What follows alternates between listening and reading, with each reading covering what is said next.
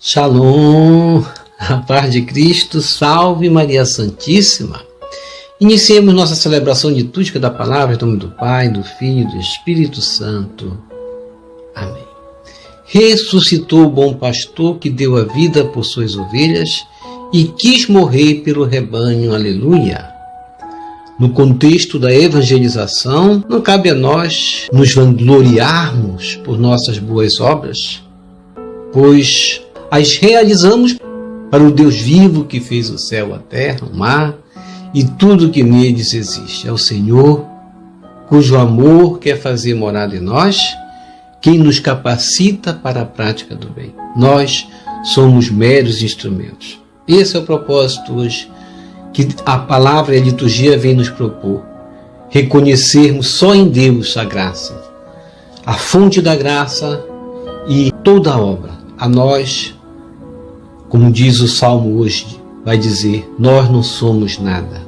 A Deus todo louvor. Portanto, vamos começar adorando a Deus, bendizendo e reconhecendo Deus nesse amor. E diante de Deus vamos pedir perdão a Deus, fazer a nossa aproximação com Deus pelo ato de contrição e ver onde erramos e onde precisamos consertar, o que eu preciso consertar na minha vida. Em relação a mim, em relação a Deus, em relação ao próximo. E vamos assim, reconhecendo que somos fracos, pedir perdão a Deus pelos nossos pecados. E perdoando também a pessoa do nosso irmão. Senhor, meu Jesus Cristo, Deus e homem verdadeiro, Criador e Redentor meu. Por ser de vós quem sois sumamente bom e digno de ser amado sobre todas as coisas, e porque vos amo e estimo, pesa-me, Senhor, de todo o meu coração de vos ter ofendido. Pesa-me também de ter perdido o céu e merecido o inferno, e proponho firmemente, ajudado com os auxílios de vossa divina graça, emendar-me nunca mais vos tornar a ofender, e espero alcançar o perdão de minhas culpas pela vossa infinita misericórdia. Amém. Coloque a mão no coração e diga comigo. Deus Todo-Poderoso, tenha compaixão de nós, perdoe os nossos pecados e nos conduza à vida eterna. Amém. Eu vos amo, meu Deus, de todo o meu coração e sobre todas as coisas, porque sois infinitamente bom e amável, e antes quero perder tudo do que vos ofender. Por amor de vós, amo ao meu próximo como a mim mesmo. Amém. Ó Jesus Eucarístico, meu amado Salvador, enchei-me com vosso amor, enchei-me com vossa força, enchei-me com vossa sabedoria, enchei-me com vossa perseverança, enchei-me com vossa humildade, enchei-me com vossa coragem, enchei-me com vossa paixão. Amém. Jesus, puro, manso e humilde de coração, fazei o nosso coração semelhante ao vosso. Amém. Sagrado coração de Jesus, eu confio em vós. Vinde, Espírito Santo, enchei os corações de vossos fiéis e acendei neles o fogo de vosso amor. Enviai o vosso Espírito e tudo será criado e renovareis a face da terra. Oremos. Ó Deus, que instruíste os corações de vossos fiéis com a luz do Espírito Santo, fazei que apreciemos retamente todas as coisas segundo o mesmo Espírito e gozemos sempre de sua consolação por Jesus Cristo, Senhor nosso. Amém. Glória ao Pai, ao Filho e ao Espírito Santo, como era no princípio, agora e sempre. Amém. Aleluia. Primeira leitura. Leitura dos Atos dos Apóstolos, capítulo 14, versículos 5 a 18. Naqueles dias, em Icônio, pagãos e judeus, tendo à frente seus chefes, estavam dispostos a ultrajar e apedrejar Paulo e Barnabé. Ao saberem disso, Paulo e Barnabé fugiram e foram para Listra e Derbe, cidades da Licaônia e seus arredores. Aí começaram a anunciar o Evangelho. Em Listra havia um homem paralítico das pernas, que era coxo de nascença e nunca fora capaz de andar. Ele escutava o discurso de Paulo, e este, fixando nele o olhar e notando que tinha fé para ser curado, disse em alta voz: levanta-te direito sobre os teus pés. O homem deu um salto e começou a caminhar. Vendo o que Paulo acabara de fazer, a multidão exclamou em dialeto licaônico: os deuses desceram entre nós em forma de gente. Chamavam a Barnabé Júpiter e a Paulo Mercúrio, porque era Paulo quem falava. Os sacerdotes de Júpiter, cujo templo ficava defronte à cidade, levaram à porta touros ornados de grinaldas e queriam, com a multidão, oferecer sacrifícios. Ao saberem disso, os apóstolos Barnabé e Paulo rasgaram as vestes e foram para o meio da multidão, gritando: homens, o que estáis fazendo? Nós também somos homens mortais como vós, e vos estamos anunciando que precisais deixar esses ídolos inúteis para vos converterdes ao Deus vivo, que fez o céu, a terra, o mar e tudo o que neles existe. Nas gerações passadas, Deus permitiu que todas as nações seguissem o próprio caminho.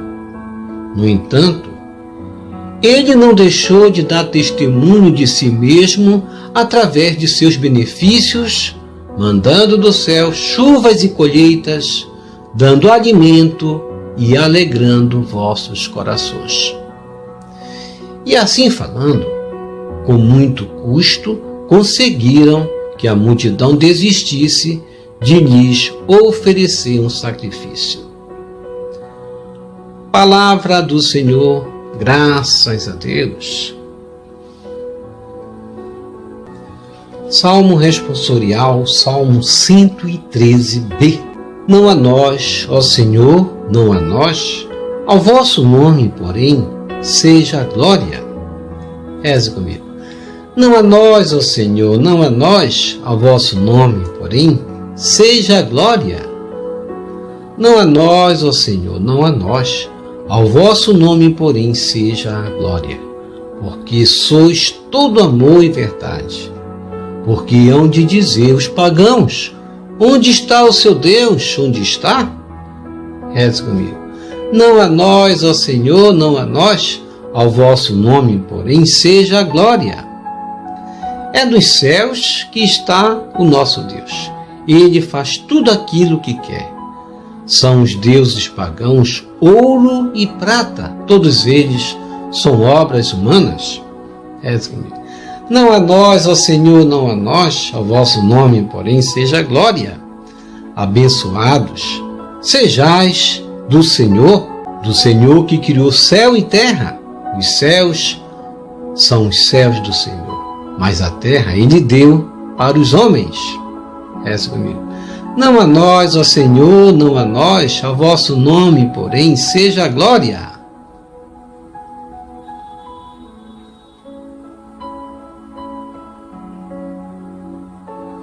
Evangelho segundo João, capítulo 14, versículos 21 a 26. Aleluia, aleluia, aleluia. Reze comigo.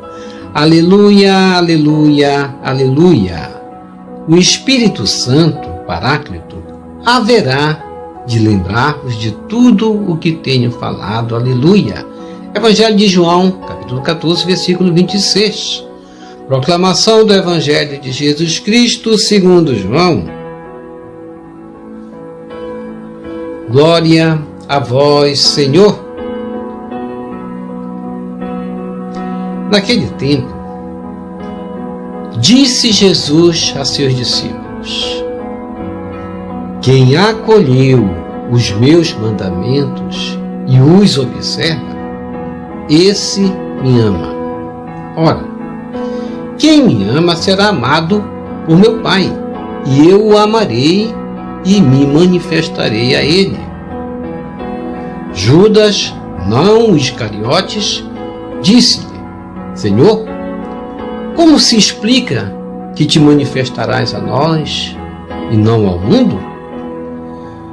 Jesus respondeu-lhe: se alguém me ama, guardará a minha palavra, e o meu Pai o amará, e nós viremos e faremos nele a nossa morada. Quem não me ama, não guardará a minha palavra, e a palavra que escutais não é minha, mas do Pai que me enviou. Isso é o que vos disse enquanto estava convosco. Mas o defensor, o Espírito Santo, que o Pai enviará em meu nome, ele vos ensinará tudo e vos recordará tudo o que eu vos tenho dito. Palavra da salvação, glória a vós, Senhor. Que as palavras do Santo Evangelho nos purifiquem e nos perdoe de todos os nossos pecados. Reflexão. Como nós cantamos no início, bendizendo a Deus, ressuscitou o bom pastor que deu a vida por suas ovelhas e quis morrer pelo rebanho. Aleluia!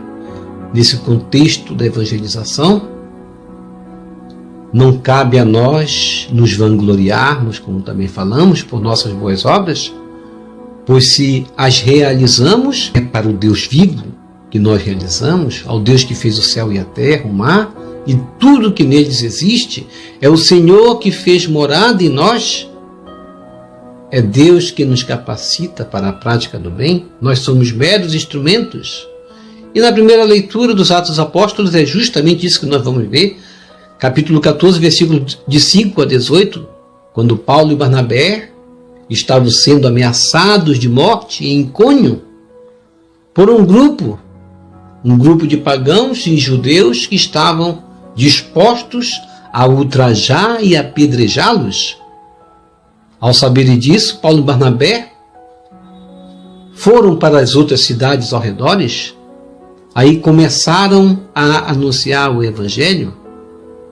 A gente sabe que o livro dos Atos dos Apóstolos foi escrito entre os anos 80 e 90 depois de Cristo, para retratar justamente o nascimento e crescimento da igreja, para impulsionar as primeiras comunidades primitivas e também se deixar guiar pelo poder do Espírito também, levando a boa nova como os primeiros apóstolos. Neste livro encontraremos um testemunho de como o Espírito guiou a igreja segundo a vontade de Deus, frente aos desafios enfrentados por Paulo e Barnabé, que simboliza essa igreja nascente ainda, de como os apóstolos foram perseguidos pelos pagãos e judeus, que estavam dispostos a ultrajá-los, a apedrejá-los. Em Listra havia um homem paralítico, diz a palavra, que era coxo de nascença e não fora capaz de andar. Ele escutava Paulo falar, e Paulo vai olhar nos olhos do homem paralítico e, notando que ele tinha fé para ser curado, vai dizer em alta voz: levanta-te direito sobre os teus pés. E o homem vai dar um salto e vai começar a caminhar.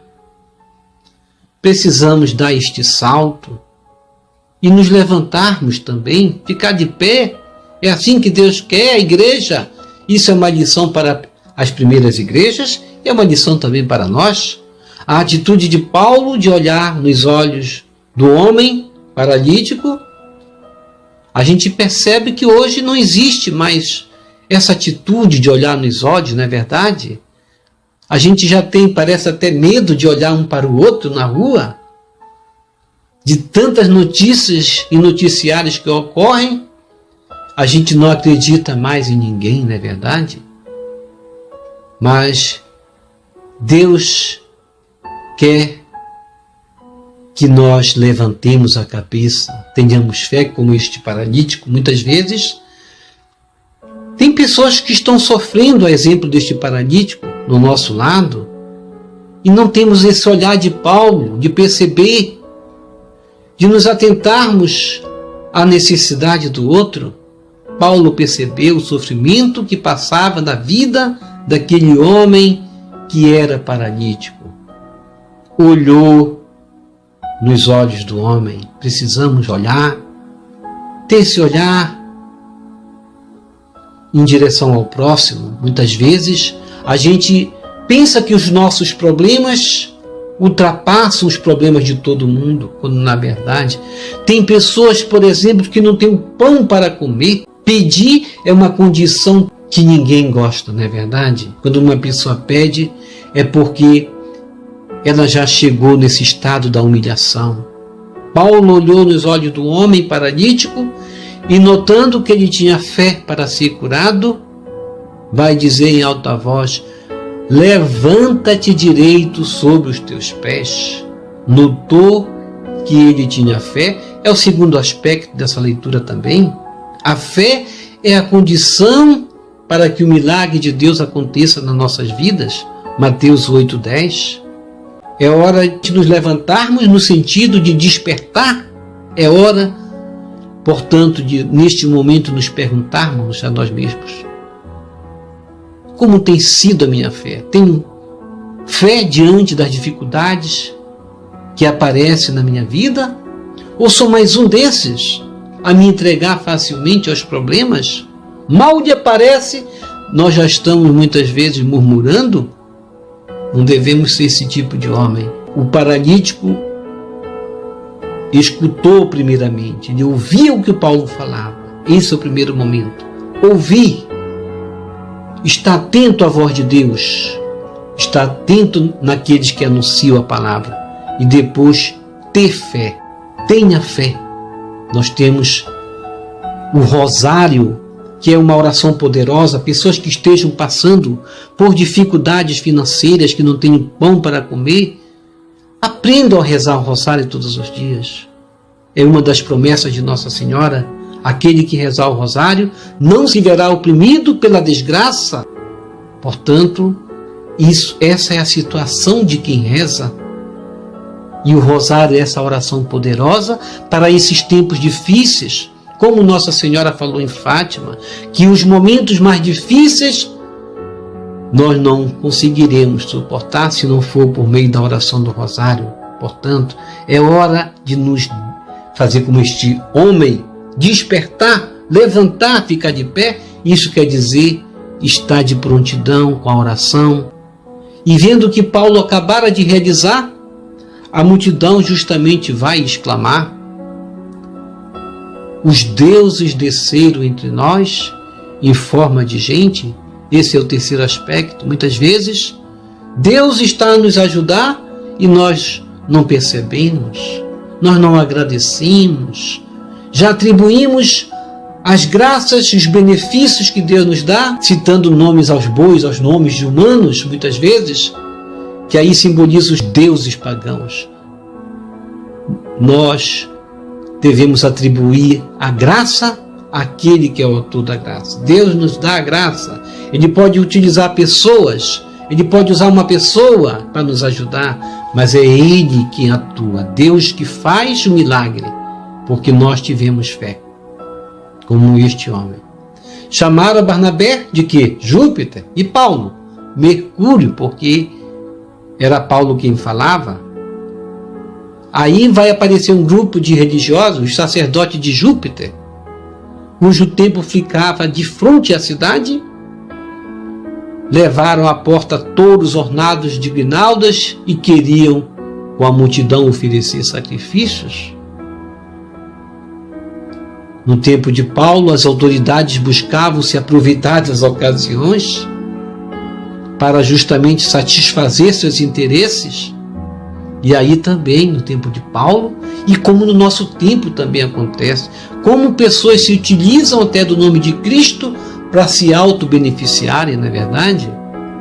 E ao saberem disso, Paulo e Barnabé rasgaram as vestes e foram para o meio da multidão gritando: o que estás fazendo?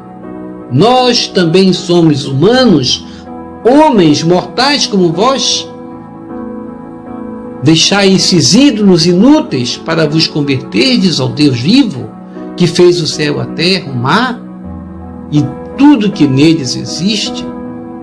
Paulo dava testemunho, mas a obra era de quem? De Deus. Deus quer a fé para que o milagre aconteça. É isso. Nas gerações passadas, Deus permitiu que todos seguissem os seus próprios caminhos, adorando seus ídolos se quisessem. Agora, Deus revelou a graça, Jesus Cristo, e seus benefícios do céu, chuvas, colheitas, alimento, nos são dadas justamente mediante a sua graça, a sua generosidade e seu amor. E com muito custo, Paulo conseguiu convencer a multidão a desistir de oferecer um sacrifício. E no Salmo responsorial, Salmo 113b, o salmista nos faz compreender que, como seres humanos, não somos merecedores de glória alguma, como Paulo mostrou aí na primeira leitura. Aqui nós cantamos: toda a confiança e devoção é devida a Deus, o verdadeiro Deus. E a partir desse entendimento, como de Paulo na primeira leitura, vivenciar uma fé que nos aproxima da verdade e nos livra de uma vida sem propósito. Não a nós, ó Senhor, não a nós. Ao vosso nome, porém, seja a glória, como nós cantamos. Porque sois todo amor e verdade. É nos céus que está o nosso Deus. Ele faz tudo aquilo de sua boa vontade para nos realizar.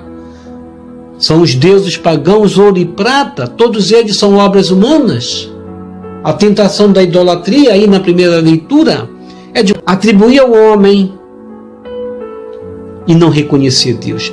É simbolizado no ouro e na prata. Ouro e prata simbolizam o quê? Riqueza, poder, dinheiro, proveito próprio. Quantos abandonaram a fé para servir ao dinheiro? Não podeis servir a Deus e ao dinheiro. As autoridades pensaram: vamos colocar Paulo e Barnabé como deuses e vamos nos aproveitar dessa situação. Barnabé Júpiter, Paulo Mercúrio, vamos logo fazer assim e tirar proveito e ganhar o nosso lucro. Quantos se utilizam assim? Não podeis servir a Deus e ao dinheiro. Mateus 6, 24. Não a nós, ó Senhor, não a nós. Ao vosso nome, porém, seja a glória. E no Evangelho de João, capítulo 14, versículos 21 a 26, Jesus vai dizer a seus discípulos: quem acolheu os meus mandamentos e os observa, esse me ama. Quem me ama será amado por meu Pai, Jesus falou, e eu o amarei e me manifestarei a ele. E aí Judas, não Iscariotes, vai perguntar: Senhor, como se explica que te manifestarás a nós e não ao mundo? E Jesus vai responder-lhe: se alguém me ama, guardará a minha palavra. E o meu Pai o amará, e nós viremos e faremos nele a nossa morada. Se nós não queremos nos identificar com o mundo, devemos seguir o mandamento de Cristo, e ele virá se manifestar em nós. Não que ele não viesse se manifestar no mundo, mas nós temos que nos identificar com Cristo e não com o mundo, se queremos que ele se manifeste em nós. No Evangelho de hoje, Jesus vem nos alertar da necessidade de praticarmos o seu ensinamento, que é a prática do amor. Quem acolhe minhas palavras e as observa, esse me ama. A prova de que realmente amamos a Deus é acolhendo sua palavra. E Jesus veio ao mundo para quê?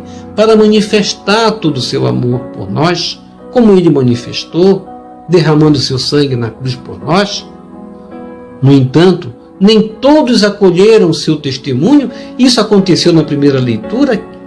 As pessoas não deram crédito a Deus, deram aos homens. Estavam querendo fazer do milagre de Deus um palco de politicagem. Rejeitaram a Cristo para fazer do homem Deus. Isso é idolatria. Só teremos Deus conosco verdadeiramente quando vivermos e vivenciarmos de acordo com o ensinamento que Jesus nos ensinou, amando como ele nos amou. Quem não me ama, não guarda a minha palavra. Jesus promete enviar o Paráclito, o defensor, o Espírito Santo, que vai nos auxiliar, nos ajudará a recordar todo o seu ensino. O que significa amar? Obedecer os mandamentos de Jesus. Isso significa amar Jesus. Qual é o seu mandamento? Amai-vos uns aos outros. Ao contrário, quem não ama, não guarda, não obedece. Cumpre e faz o que quer. Amar significa comprometimento, ou seja, aderir ao seu projeto de forma completa, assumindo as consequências, mesmo quando seja derramar o sangue como os apóstolos de Jesus Cristo. Bem sabemos que para Jesus essa entrega total significou morrer na cruz, derramando o seu sangue. A morte de Jesus significou assumir as consequências de um caminho percorrido de fidelidade à vocação recebida do Pai, a sua obediência a Deus. Ao olharmos para a nossa caminhada de cristãos, também hoje Jesus nos chama, hoje, a repetir sua atitude, não com palavras, mas com gestos que nos identificam a Ele, não como uma imitação vazia, mas como uma escolha consciente que devemos fazer. Ó Jesus, Divino Mestre, hoje nos convida a praticar a Tua Palavra, nos convida a amar, acolher Teus mandamentos e os observar. Esse é o propósito que queres de nós. Jesus, ensina-nos a praticar Teu amor e observar Teus mandamentos. Amém. Vamos receber Jesus presente na Eucaristia de forma espiritual, rezando a oração hóstia celestial. Ó hóstia celestial, enche o meu corpo com o alimento de que necessito. Preenche minha alma com a presença divina de Jesus Cristo. Dai-me a graça de cumprir a santa vontade de Deus. Enche-me com a paz e a calma que vem da vossa santa presença. Nunca me deixe duvidar da vossa presença na Eucaristia. Ajude-me a aceitá-lo em corpo e alma. E que pela santa Eucaristia as graças derramadas sobre mim, ajude-me a proclamar a glória de nosso Senhor Jesus Cristo, purifica meu coração.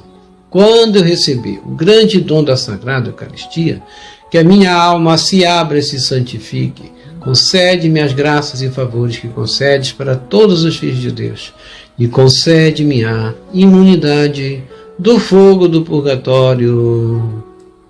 Amém. Amém. Quem reza se salva. Já rezou o Rosário da Chama de Amor e as laudes de todos os dias. E vamos fazer justamente como Santo Afonso Maria de Ligório dizia: quem reza se salva, quem não reza, já sabemos o que acontece. Portanto, rezar é um alimento, devemos ter como alimento diário. Portanto, não é um dia sim, outro não. Nós não nos alimentamos um dia sim, outro não. Portanto, a palavra e o alimento que nós recebemos é a oração, é cotidiano rezar todos os dias. Obrigado por sua preciosa participação. Deixa aqui embaixo seu like, inscreva-se, toque no sino das notificações, compartilhe esse vídeo com as suas redes sociais, com seus queridos, com seus amigos, deixe os seus comentários para nós rezar por você, pela sua santificação e pela sua conversão. E que o Senhor nos abençoe a todos. Shalom, a paz de Cristo.